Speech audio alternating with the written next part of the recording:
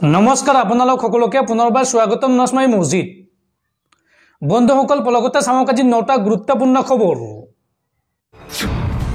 प्रथमটো खबर অসমত থাকিব নোৱাৰিব এজন সুদখোৰৰ বিৰুদ্ধে এইবাৰ কঠোৰ হৈ পৰিছে মুখ্যমন্ত্ৰী হিমন্ত বিশ্ব শৰ্মা।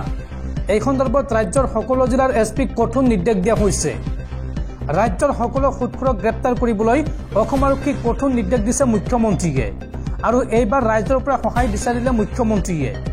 যদি আপোনাৰ ওচৰত কোনো আপোনাৰ ঘৰৰ ওচৰত কোনো সুদখোৰ আছে বা সুদত টকা দিয়া ব্যক্তি আছে তেন্তে লগে লগে আপোনাৰ ওচৰৰ আৰক্ষী থানাত জনাই দিয়ক। লগে লগে সেইগৰাকী সুদখোৰক গ্ৰেপ্তাৰ কৰিব অসম আৰক্ষীয়ে। ৰাজ্যবাসীক এই আহ্বান মুখ্যমন্ত্ৰীৰ।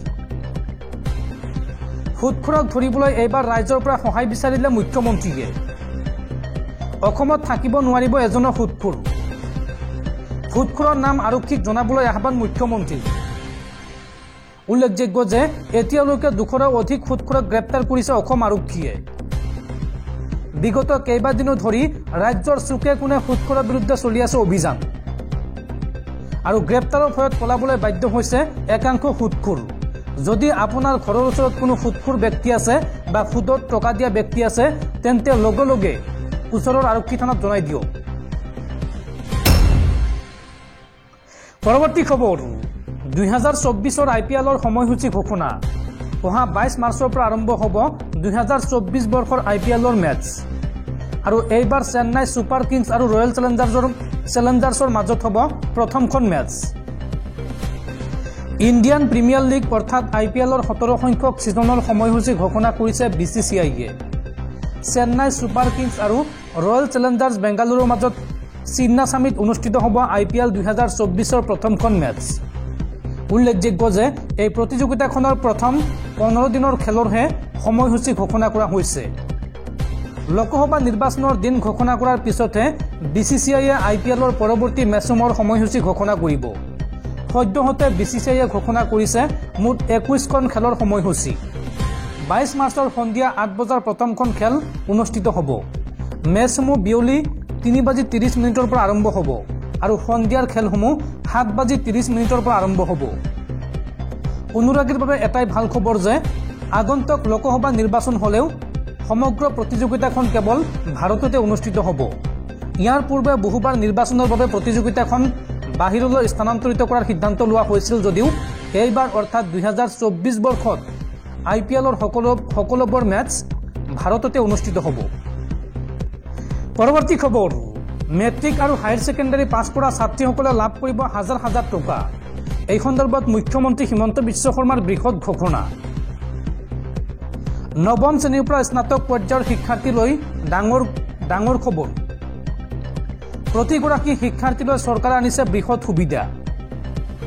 মেট্ৰিক পাছ কৰিলে ছাত্ৰীৰ বেংক একাউণ্টত জমা হ'ব 10,000কৈ টকা। এই টকা ৰাজ্যৰ প্ৰতিগৰাকী ছাত্ৰীয়ে লাভ কৰিব। হায়াৰ ছেকেণ্ডাৰী পাছ কৰিলেই প্ৰতিগৰাকী ছাত্ৰীৰ বেংক একাউণ্টত চৰকাৰে দিব 12,500 টকা। আৰু স্নাতকোত্তৰ ছাত্ৰীয়ে লাভ কৰিব 15,000 টকা। নৱম দশম শ্ৰেণীৰ ছাত্ৰীৰ বাবেও আছে ডাঙৰ খবৰ। নৱম শ্ৰেণীৰ ছাত্ৰীয়ে লাভ কৰিব চাইকেল। লাখ লাখ শিক্ষাৰ্থীয়ে বৰ্তমান মেট্ৰিক আৰু হায়াৰ ছেকেণ্ডাৰী পৰীক্ষা দি আছে। আৰু পৰীক্ষা দি থকা সকলো ছাত্ৰীক চৰকাৰে দিব এই ধন। আজি এই বৃহৎ ঘোষণা কৰিছে মুখ্যমন্ত্ৰী হিমন্ত বিশ্ব শৰ্মাই।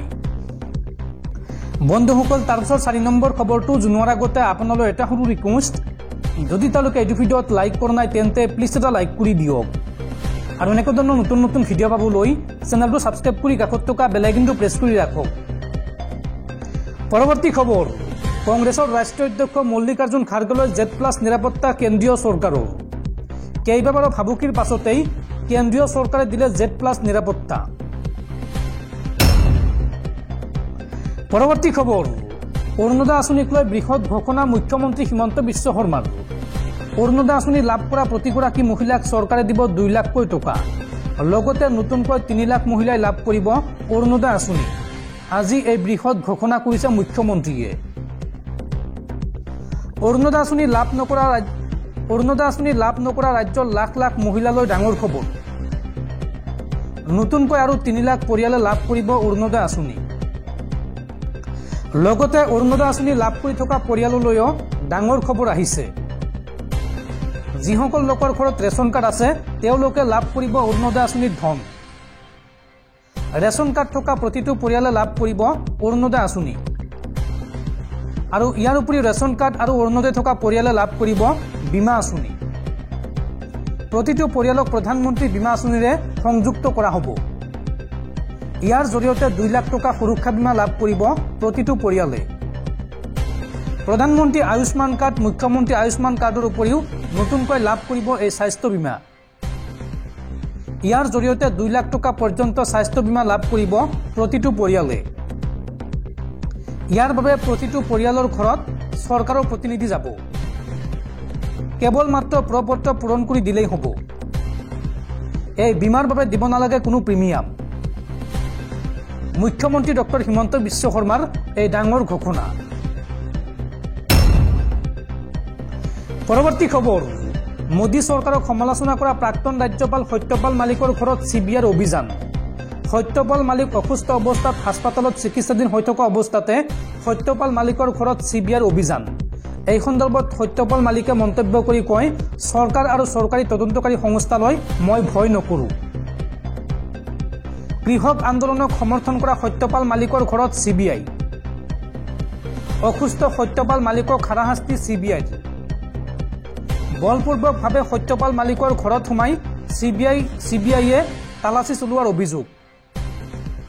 হাস্পাতালত চিকিৎসাধীন অৱস্থাতো প্ৰাক্তন ৰাজ্যপালগৰাকীৰ ঘৰত চলিছে তদন্ত।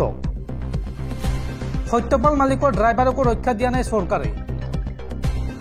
এই সন্দৰ্ভত সত্যপাল মালিকে কয়, মই অসুস্থ হোৱাৰ পাছতো চৰকাৰী তদন্তকাৰী সংস্থাই মোক হাৰাশাস্তি কৰিছে। মই চৰকাৰী তদন্তকাৰী সংস্থাৰ তদন্তলৈ ভয় কৰা ব্যক্তি নহয়। মই কৃষকৰ পুত্ৰ, CBIলৈ মই ভয় নকৰোঁ। চৰকাৰ তথা CBIক সমালোচনা কৰি প্ৰতিবাদকাৰী কৃষকক সমৰ্থন প্ৰাক্তন ৰাজ্যপাল সত্যপাল মালিকৰ।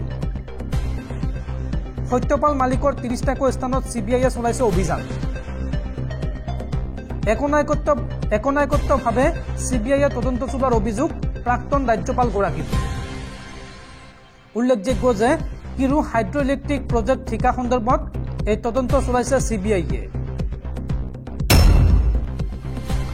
পৰৱৰ্তী খবৰ, দেশবাসীলৈ ভাল খবৰ।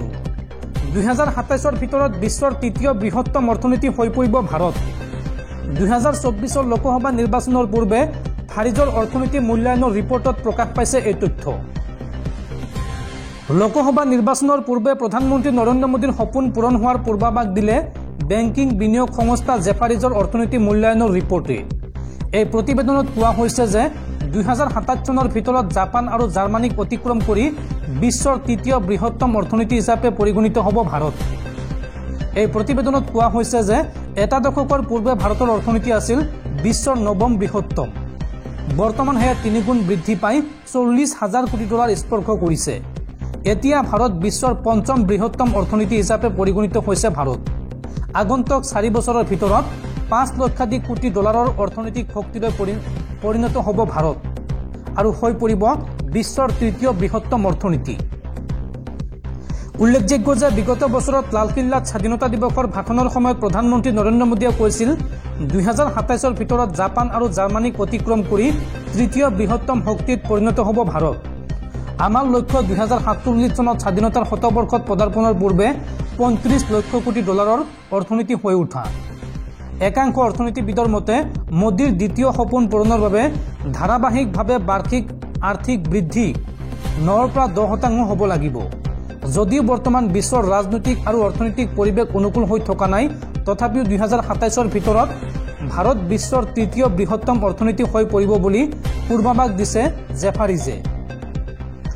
এই একেখন প্ৰতিবেদনত কোৱা হৈছে যে বিশ্বৰ অধিকাংশ উন্নত আৰু বৃহৎ অৰ্থনীতিৰ দেশৰ আৰ্থিক বৃদ্ধিৰ হাৰ হ্ৰাস পালেও ভাৰতে ইয়াৰ বাৰ্ষিক অৰ্থনীতিৰ বৃদ্ধিৰ হাৰ 6% বজাই ৰাখিব পাৰিব। 2030 চনৰ ভিতৰত ভাৰতৰ অৰ্থনীতি $10 লাখ কোটি উপনীত হ'ব। পৰৱৰ্তী খবৰ, গুৱাহাটীবাসীলৈ জৰুৰী খবৰ। সম্পত্তিৰ কৰ নিদিলে খোৱাপানী বন্ধ কৰিব গুৱাহাটী পৌৰ নিগমে। এই হঠকাৰী সিদ্ধান্ত গ্ৰহণ কৰিছে গুৱাহাটী পৌৰ নিগমে। গুৱাহাটী পৌৰ নিগমৰ মেয়ৰ মৃগেন শৰণীয়াৰ বিৰুদ্ধে এইবাৰ সৰফল আম আদমি পাৰ্টি। বৃহস্পতিবাৰে দলৰ ৰাজ্যিক কাৰ্যালয়ত অনুষ্ঠিত এক সংবাদমেলত দলৰ জ্যেষ্ঠ মুখপাত্ৰ অনুৰূপা ডেকা ৰজাই সম্পত্তিৰ কৰ আদায়ৰ নামত চৰকাৰে গ্ৰহণ কৰা নিকৃষ্ট পন্থাৰ কঠোৰ সমালোচনা কৰে। প্ৰায় 1.5 লাখ কোটি টকাৰ ধাৰৰ বোজাত ককবকাই থকা চৰকাৰে জনসাধাৰণৰ পৰা কৰ সংগ্ৰহৰ নামত গ্ৰহণ কৰিছে হিটলাৰী পন্থা। গুৱাহাটী মহানগৰবাসীৰ জীয়াই থকাৰ অধিকাৰৰ ওপৰত আক্ৰমণ নমাই আনিছে বৰ্তমানৰ শাসনাধিষ্ঠ গুৱাহাটী পৌৰ নিগমে। সম্পত্তিৰ কৰ আদায়ৰ উদ্দেশ্যে জলবৰ্ডৰ সৈতে জিএমচিয়ে চুক্তি কৰি খোৱাপানীৰ সংযোগ কৰ্তনৰ জৰিয়তে জনগণৰ সাংবিধানিক অধিকাৰ খৰ্ব কৰিব বিচাৰিছে। নিৰ্বাচনৰ পূৰ্বে প্ৰতিটো পৰিয়ালক বিশুদ্ধ খোৱাপানী যোগানৰ প্ৰতিশ্ৰুতি দিয়া চৰকাৰে এতিয়া 12,000 টকাকৈ ব্যয় কৰি খোৱাপানীৰ সংযোগ লোৱাৰ পাছতো কৰ আদায় নিদিলে খোৱাপানী বন্ধ কৰি দিয়াৰ অমানৱীয় সিদ্ধান্ত গ্ৰহণ কৰিছে গুৱাহাটী পৌৰ নিগমে। উল্লেখযোগ্য যে সম্পত্তিৰ কৰ আদায় নিদিয়াৰ বাবে ইতিমধ্যে অৰ্ধশতাধিক লোকৰ বিৰুদ্ধে চমন জাৰি কৰিছে জিএমচিয়ে। সম্পত্তি কৰৰ সৈতে হোল্ডিং নম্বৰ সংযোগ নকৰিলে বিদ্যুৎ সংযোগ কৰ্তনৰ সিদ্ধান্তৰ পাছত এইবাৰ পুনৰ অগণতান্ত্ৰিক সিদ্ধান্ত গ্ৰহণ কৰা জিএমচিৰ মেয়ৰ মৃগেন শৰণীয়াক আপৰ মুখপাত্ৰ অনুৰূপা ডেকা ৰজাৰ প্ৰশ্ন, সাধাৰণ নাগৰিকৰ খোৱাপানী বন্ধ কৰিব বিচৰা মেয়ৰ মৃগেন শৰণীয়াই 1 ঘণ্টাৰ বাবে পানী নোখোৱাকৈ জীৱন ধাৰণ কৰিব পাৰিবনে?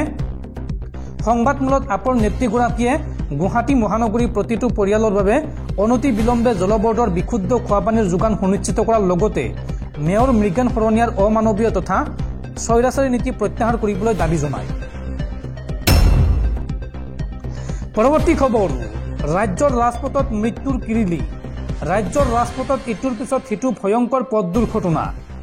একেদিনাই 4জনকৈ লোকৰ কৰুণ মৃত্যু আৰু লগতে আহত কেইবাজনৰ অৱস্থা অতি সংকটজনক। ৰাজ্যৰ ৰাজপথত মৃত্যুৰ কিৰিলি। পৃথক পৃথক পথ দুৰ্ঘটনাত 4জনকৈ লোকৰ কৰুণ মৃত্যু। ভয়ংকৰ দুৰ্ঘটনাত আন কেইবাজনো লোক আহত হৈছে। গুৱাহাটীত ডাম্পাৰৰ খুন্দাত এজনে হেৰুৱালে প্ৰাণ। স্কুটিত থকা এজন ব্যক্তিক দ্ৰুতবেগী ডাম্পাৰৰ প্ৰচণ্ড খুন্দা আৰু ডাম্পাৰৰ খুন্দাত নিহত লোকজনৰ নাম নিপেন্দ্ৰ নাথ। বেলতলাৰ ঘোঁৰামৰাস্থিত ট্ৰেফিক পইণ্টত সংঘটিত হৈছে এই ভয়ংকৰ দুৰ্ঘটনা। লগতে ৰঙিয়াৰ উদিয়ানাৰ ৰাষ্ট্ৰীয় ঘাইপথত সংঘটিত হৈছে আনটো ভয়ংকৰ দুৰ্ঘটনা। নিয়ন্ত্ৰণ হেৰুৱাই বাগৰি পৰিল যাত্ৰীবাহী মেক্সিমো বাহন আৰু দুৰ্ঘটনাত পাহি বৰা নামৰ এগৰাকী 11 বছৰীয়া কিশোৰীৰ কৰুণ মৃত্যু হৈছে। লগতে এই দুৰ্ঘটনাত আন 12গৰাকী যাত্ৰী গুৰুতৰভাৱে আহত হৈছে। আহত আটাইকে গুৱাহাটী মেডিকেল কলেজ হাস্পতালত ভৰ্তি কৰোৱা হৈছে। তেজপুৰৰ পৰা সৰ্থেবাৰী কৃষ্ণগুৰু আশ্ৰমলৈ আহিছিল এই আটাইকেইগৰাকী আৰু পাল নামত অংশ ল'বলৈ আহি থাকোঁতেই ভয়ংকৰ দুৰ্ঘটনাত পতিত হয় এই সকলো লোক। লগতে গহপুৰতো ভয়ংকৰ পথ দুৰ্ঘটনাত এগৰাকী মহিলাৰ কৰুণ মৃত্যু। অচিনাক্ত বাহনৰ খুন্দাত থিতাতে নিহত হৈছে মহিলাগৰাকীৰ নাম টছ হাজৰিকা। অচিনাক্ত বাহনৰ খুন্দাত থিতাতে নিহত মহিলাগৰাকী হৈছে টছ হাজৰিকা। 4লেনযুক্ত পথ পাৰ হ'বলৈ লওঁতেই মহিলাগৰাকী খুন্দা বাহনৰ। গহপুৰৰ ব্ৰহ্মাজানৰ মহেন্দ্ৰপুৰত সংঘটিত হৈছে এই শোকাবহ পথ দুৰ্ঘটনা। আত্মসহায়ক গোটৰ ধনৰ বাবে আবেদন পত্ৰ জমা দিবলৈ গৈছিল মহিলাগৰাকী। গোটৰ ধনৰ বাবে আবেদন পত্ৰ জমা দি ঘৰলৈ উভতাৰ পথত এই দুৰ্ঘটনাত পতিত হয় আৰু লগতে বিশ্বনাথৰ বামগাঁৱতো ডাম্পাৰৰ চেপাত মৃত্যু হৈছে এজন যুৱকৰ। বালি ভৰ্তি ডাম্পাৰ বেগ কৰি থাকোঁতেই এই অঘটন। ডাম্পাৰৰ চেপাত হেণ্ডিমেনজন থিতাতে হেৰুৱালে প্ৰাণ আৰু নিহত হেণ্ডিমেনজন বিশ্বনাথৰ মৰল গাঁৱৰ বিশ্বজিৎ দাস। এনেকৈ একেদিনাই ৰাজ্যৰ ভিন্ন প্ৰান্তত পৃথক পৃথক পথ দুৰ্ঘটনাত 4জনকৈ লোকৰ কৰুণ মৃত্যু হৈছে।